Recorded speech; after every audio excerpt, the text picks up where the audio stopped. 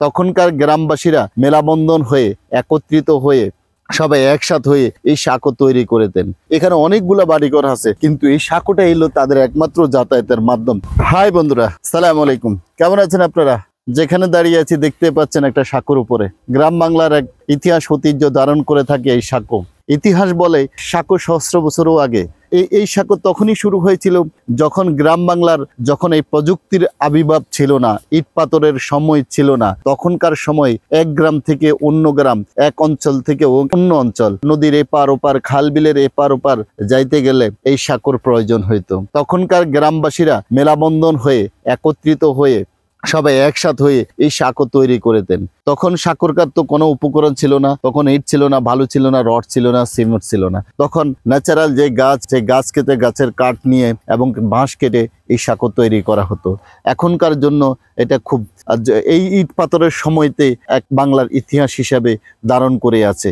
এই সাঁকো দিয়ে বাংলাদেশের একটা জেলাও আছে, যশ আসলে বিখ্যাত শব্দ যশোর থেকে সে এখন বর্তমানে যশোর হয়েছিল। যশোর একটা নদীমাতৃক এলাকা ছিল এই জেলাটি। এই জেলা যশোর শব্দ দিয়ে যশোর এসেছে। সে যশোর অর্থ হলো সাঁকো।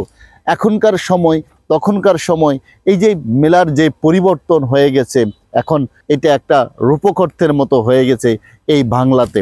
আমরা যেখানে দাঁড়িয়েছি এটা সাঁকো। এই সাঁকো দিয়ে এই যে আশেপাশের যে মহল্লাবাসী এই সাঁকো দিয়ে যাতায়াত করে।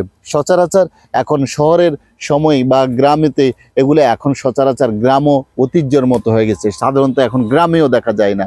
এখনও প্রত্যন্ত অঞ্চলে মহল্লাবাসী, গ্রামবাসী যেখানে এখনও আধুনিকতার ছোঁয়া যায়নি, নব্যতার ছোঁয়া যায়নি, মডার্নের ছোঁয়া যায়নি, সেখানে এখনও এইসব সাঁকো দেখা যায়। আমরা যেখানে আছি এটা দুইটা মহল্লাকে একসাথ করার জন্য এই সাঁকো আছে। এই সাঁকো দিয়ে সকাল থেকে শুরু করে রোজ সকালে সে মুক্তবের ছেলেরা, মসজিদের ছেলেরা, নামাজরত অবস্থায় মুসল্লিরা এই সাঁকো দিয়ে যায়। এই কাঠ দিয়ে, বাঁশ দিয়ে সাঁকো তৈরি করা। সেখান থেকে সকাল হওয়ার পর স্কুলে যাওয়ার সময় হলে স্কুলের ছাত্ররা এই সাঁকো দিয়ে যায়। হাট বাজারে হাট করার জন্য, বাজার করার জন্য, নিত্য প্রয়োজনীয় আনার জন্য এই সাঁকো দিয়ে মানুষ তার নিজ যাতায়াতের একটা ব্রিজের মতো ব্যবহার করে। দর্শক, এই যে আমরা দেখতে পাচ্ছি এখানে একটা খাল, সেই খালের উপরটি সেই সাঁকোটি। এই যে একটা খাল, এখনো আপনার এই সাঁকোগুলো দিয়ে মানুষ যাতায়াত করে, যেখানে এখনো আধুনিকতার ছোঁয়া পৌঁছায়নি, প্রযুক্তির ছোঁয়া পৌঁছায়নি। আমরা এই সাঁকোর সম্বন্ধে জানতে গেলে ইতিহাসে অনেক কথা আছে। সাঁকো নিয়ে অনেক কবিতা আছে, গল্প আছে, নাটক আছে, এবং এটা নিয়ে অনেক নাটক হয়েছে, কবিতা আছে। রবীন্দ্রনাথ, যেমন আপনার যদি রবীন্দ্রনাথের কথা বলি, সেখানে বলা হচ্ছে ওনার জন্ম হলো একটা জোড়া সাঁকো গ্রামে। সেই সাঁকো থেকে শব্দটা এসেছে, যেখানে সাঁকো ছিল, জোড়া সাঁকো মানে একটা গ্রাম, সেই গ্রাম থেকে রবীন্দ্রনাথ এসেছিল।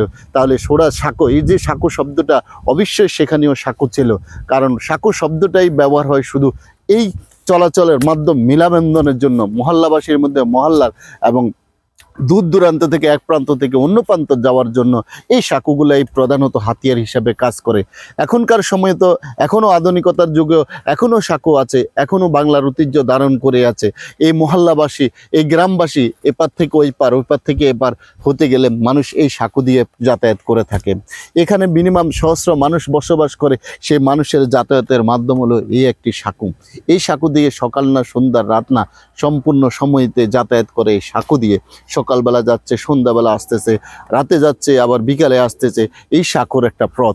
আমরা যদি ওই দিকটা দেখাই, এই যে একটা সরু রোডের মতো পথ, ওই যে পথটা, এই যে সাঁকো যখন রোড থেকে, প্রধান সড়ক থেকে নেমে এসেছে, এই যে এটা একটা গ্রামবাসী বা মহল্লাবাসী, দেখেন এখানে কি চিরাচরিত্র, এখনো এখানের কোনো উন্নয়ন বা ডেভেলপমেন্ট হয়নি। এখানে অনেকগুলো বাড়িঘর আছে, কিন্তু এই সাঁকোটা এলো তাদের একমাত্র যাতায়াতের মাধ্যম। এখানে এখনো পর্যন্ত একটা গ্রামীণ রাস্তাও হয়নি।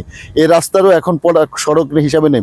ক্ষেতের মধ্যে যে আইলটা ইউজ করে, সে আইলটা দিয়ে মানুষ যাতায়াত করতেছে। তাহলে এখনো আমরা আধুনিকতার স্বপ্ন এখানে পাইনি। এখানে আধুনিকতার স্বপ্ন ছোঁয়া এখনো আসেনি। সভ্যতার ক্রমবিকাশ হচ্ছে, মানুষ ডেভেলপমেন্ট হচ্ছে, আধুনিকতার দিকে ধাবিত হচ্ছে, কিন্তু এখনো বাংলার প্রত্যন্ত অঞ্চলটা এখনো ইতিহাস ঐতিহ্য ধারণ করে আছে। দর্শক, আজকে এই পর্যন্ত এখানেই শেষ করব। অন্য কোনো স্থানে, অন্য কোনো জায়গায় নিত্য নতুন বিষয় নিয়ে আপনাদের সামনে আবিষ্কার করার চেষ্টা করব। সেই পর্যন্ত ভালো থাকবেন, সুস্থ থাকবেন। আবার দেখা হবে অন্য কোনো ভিডিওতে। আল্লাহ হাফেজ।